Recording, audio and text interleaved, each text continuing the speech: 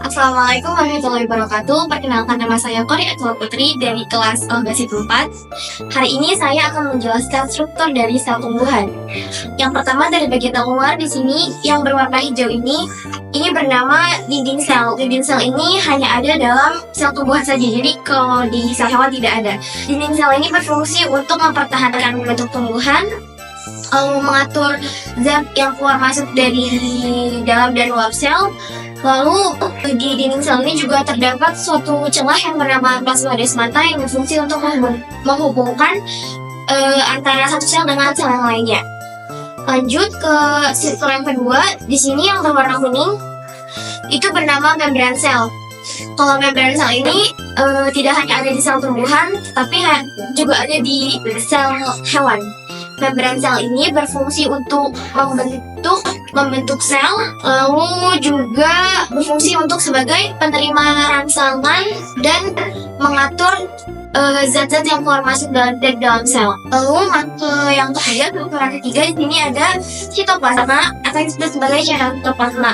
Cairan sitoplasma ini berfungsi sebagai tempat penyimpanan bahan-bahan kimia penting. Lalu lanjut ke struktur yang keempat, ada di tengah-tengah ini ada yang bernama nukleus. Nukleus ini merupakan inti dari selnya. Dan nukleus ini hanya ada dalam sel eukariotik seperti sel tumbuhan ini. Nukleus ini berfungsi sebagai inti dari sel tumbuhan. Jadi semua yang ada, organel-organel yang ada di sel tumbuhan ini tuh dijalankan dari si nukleus ini. Dan di dalamnya dia juga mempunyai materi genetik yang diwariskan secara turun-temurun. Yang ada banyak yang berwarna merah itu disebut sebagai retikulum endoplasma atau RE.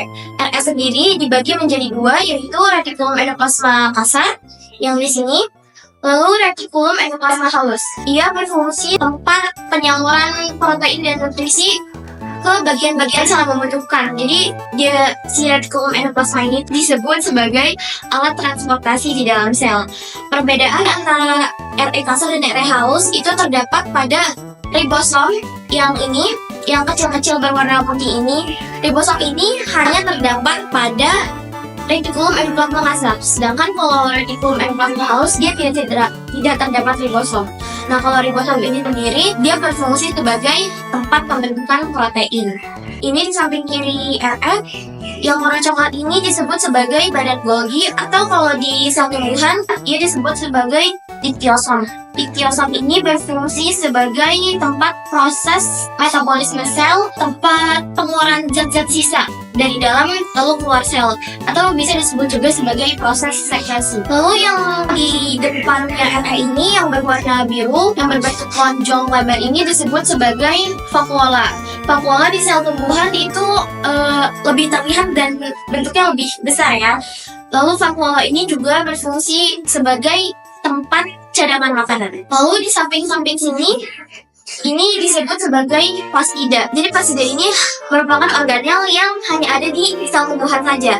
Plastida ini juga dibagi menjadi 3. Yang pertama ada kloroplas.